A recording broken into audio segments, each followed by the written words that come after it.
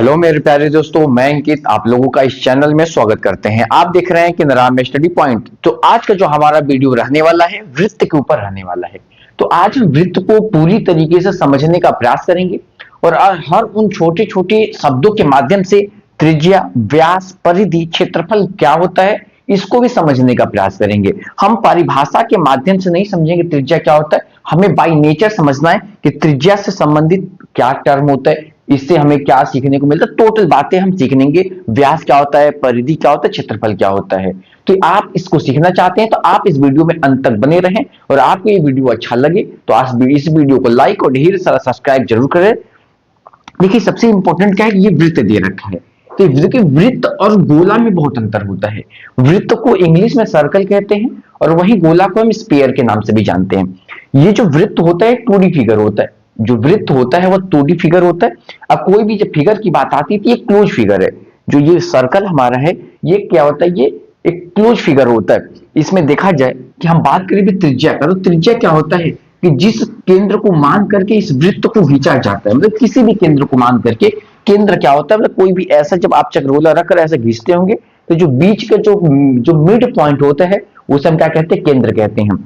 ठीक है, केंद्र से यहां कहीं की भी दूरी यदि नाप ली जाए तो क्या होता है 14 सेंटीमीटर या 7 सेंटीमीटर कुछ भी आ जाए उसे हम त्रिज्या कहते हैं। और त्रिज्या को हम आर से भी रिप्रेजेंट करते हैं। तो जो यहाँ पे जो आर की जो वैल्यू दे रखा है वो कितना दे रखा है, 14 सेंटीमीटर दे रखा है। मतलब कह सकते हैं जो त्रिज्या की जो त्रिज्या क्या कहलाती है, यहां से लेकर के यहाँ की दूरी त्रिज्या, यहाँ की दूरी त्रिज्या। तो कोई भी दूरी ऐसा मेजरमेंट कर लें तो हमारा क्या कहलाता है, त्रिज्या कहलाता है। व्यास की बात करें तो इसी लाइन को यदि हम सीधी रेखा में ऐसे कर दे इसको, यदि सीधी रेखा में ऐसे ले जाए इसको, तो ये जो पूरी दूरी क्या कहलाता है, व्यास कहलाता है। तो हम एक चीज ये भी कह सकते हैं कि व्यास को हम डी से प्रदर्शित करते हैं और जो व्यास होता है वो त्रिज्या का दोगुना होता है। तो हम डी बराबर 2r भी लिख लेते हैं। क्यों कि ये भी एक त्रिज्या है और ये भी एक त्रिज्या है।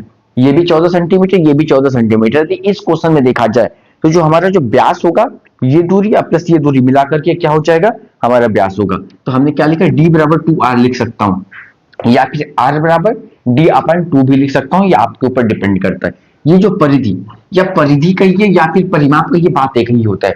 परिधि कहिए या फिर परिमाप कहिए, बात एक ही होता है। परिधि का मतलब क्या होता है, ये जो लाइन है, इस लाइन की टोटल दूरी कितनी है यही हमारी परिधि कहलाती है। यदि इस वृत्त को तोड़ करके एक ऐसे लाइन को ड्रॉ कर दिया जाए, एक ऐसे लाइन ड्रॉ कर दिया जाए तो यहां से लेकर के यहां तक जो दूरी आएगी वही हमारा, यदि मैं कहूं ये 20 सेंटीमीटर का होगा तो ये यदि ये पूरा इसको तोड़ करके सीधा कर दिया जाए इस लाइन को, तो यदि ये 20 सेंटीमीटर का होगा तो ये हमारा क्या कहलाएगा, यही हमारा क्या कहलाएगा, परिधि कहलाएगा। यही हमारा परिमाप कहा जाएगा। तो ये परिधि क्या होता है कि ये जो लाइन जो दूरियां दे रखी, बस इसको अंदर से कोई मतलब नहीं है ना इसको बाहर से मतलब है।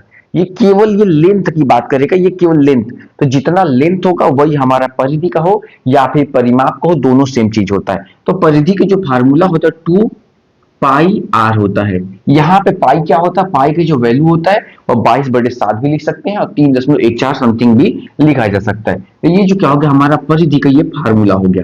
समझ में आपको बात आई। अब एरिया की बातें करते हैं कि एरिया, क्षेत्रफल क्या होता है। तो क्षेत्रफल चाहे हम वृत्त के क्षेत्रफल निकाले या फिर हम आयत के क्षेत्रफल निकाले या फिर हम किसी भी चीज का क्षेत्रफल निकाले, तो क्षेत्रफल का मतलब, एरिया का मतलब यही होता है कि कोई वस्तु किसी चीज का कितना कवर कर रहा है। जैसे यदि मैं बात करूं, यदि आप स्कूल में पढ़ रहे हैं तो जो आपका बैग आपका हालांकि 3D फिगर्स होता है लेकिन 3D फिगर में एरिया होता है। तो यदि ये एरिया की बात करते हैं, जितना एरिया आप कवर करते हैं वही हमारा, जितना जगह आप छेकते हैं वो हमारा क्या कहलाता है, एरिया कहलाता है। जैसे ये हमने व्हाइट बोर्ड लगाया हुआ है तो व्हाइट बोर्ड कहीं ना कहीं दीवार पे जाके ही लगा होगा, तो ये व्हाइट बोर्ड का कितना जगह छेकेगा, तो ये अपने एरिया के बराबर जगह छेकेगा। यदि आप अपने दीवार पर क्या कर रहे हैं कि फोटो लगा रहे हैं, मतलब कोई भी ऐसा फोटो लगा रहे हैं, तो जो फोटो की जो भी जितना फोटो अपना जगह को छेकेगा वो अपने एरिया के ही बराबर जगह छेकेगा। तो एरिया क्या होता है, पूरी इंक्लूडिंग से होता है। ये जो भी पार्ट ये पूरा इसके अंदर आता है, ये पूरा आ जाता है, ये एरिया के अंतर्गत आ जाता है। बात समझ में आपको आ गया होगा। तो जो क्षेत्रफल क्या होता है आपको समझ में आ चुका होगा। जो क्षेत्रफल कहिए या फिर एरिया कहिए, जो भी कवर करेगा वही होगा हमारा एरिया होगा। जो इसका जो फार्मूला होता है क्या होता है, पाई आर स्क्वायर, ये इसका क्या होता है, एरिया का फार्मूला होता है।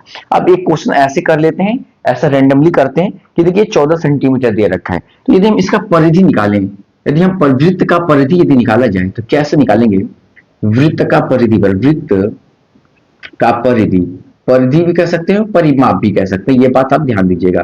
वृत्त की जो परिधि होगा वह क्या होगा, 2 पाई आर हो जाएगा। बात समझ में आई? यहाँ पे इक्वल टू नीचे इक्वल टू देंगे, ये हमेशा ध्यान देना कि ये मैथ को लगाने का अपना एक तरीका होता है। यहाँ पे 2 है, 2 कर दिया, पाई का वैल्यू कितना होता है 22/7 होता है। यहाँ पे आर की वैल्यू कितना दे रखा है, तो 14 दे रखा है। बात समझ में आई? 7 के पहाड़े में 14 2 बार में होता है, तो यहाँ पे हुआ क्या कि 2 गुणे 22 हो गया। जब इसको आपस में मल्टीप्लाई करें तो क्या हो जाएगा, यहाँ पे 2 दूनी 4 होगा और यहाँ पे 88 हो जाएगा। कितना हो जाएगा 88। यहाँ पे मीटर सेंटीमीटर तो सेंटीमीटर लिख लेंगे, और मीटर होगा तो मीटर में लिख लेंगे, और यहाँ पे केवल सेंटीमीटर ही लिखेंगे। तो जो हमारा वृत्त का जो परिधि आया वह क्या आया, वो 88 सेंटीमीटर निकल करके आया। ये था एक वृत्त का हमने परिधि निकाला। बात समझ में? यदि यही वृत्त का क्षेत्रफल निकालेंगे तो क्या होगा, यदि वृत्त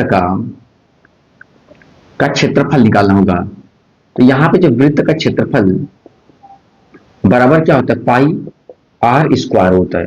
तो पाई आर स्क्वायर, तो पाई का वैल्यू क्या होता है 22/7, अगुड़े आर का वैल्यू कितना 14, अगुड़े 14 कर लेंगे, तो 7 के पहाड़े में 14 2 बार में हो जाएगा। तो यहाँ पे जो हम लिखेंगे तो 22 दूनी के 44 हो जाएगा, यहाँ पे अगुड़े 14 हो जाएगा। क्लियर? अब 14 को हम करेंगे तो 14 के 14 14 14 14 56, यहाँ पे क्या हो जाएगा 56 56 हो जाएगा।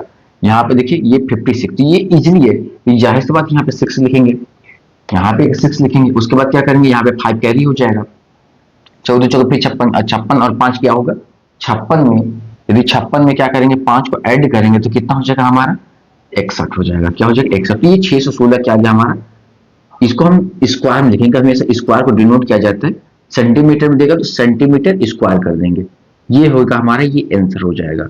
ये आंसर एक बार और भी मल्टीप्लाई चेक कर ली, 14 14 चौके 56, 56 के 6 हासिल लगा 5 हो गया, फिर 14 चौके 56, 56 में 6 सॉरी 56 में 5 ऐड करेंगे तो 616 सेंटीमीटर स्क्वायर। ये क्या निकल करके आया होगा, ये एरिया निकल करके आया है। तो ये देखिए छोटा सा क्वेश्चन है, इसमें बहुत बड़ा लेन देन नहीं है, बस आपको ये समझना है कि वृत्त के विषय में समझना है। और देखिए ये छोटा छोटा क्वेश्चन इसलिए बताया जाता है कि जब भी एक बड़े क्वेश्चन में वृत्त का कोई भी काम आए तो आप उस वहां पे उस चीज को समझ सके। ये इसलिए छोटे छोटे क्वेश्चंस को बताया जाता है ताकि आपको कोई भी प्रॉब्लम उस क्वेश्चन में ना हो। तो ये वीडियो आपको कैसा लगा, ये छोटा सा क्वेश्चन था, कैसा लगा?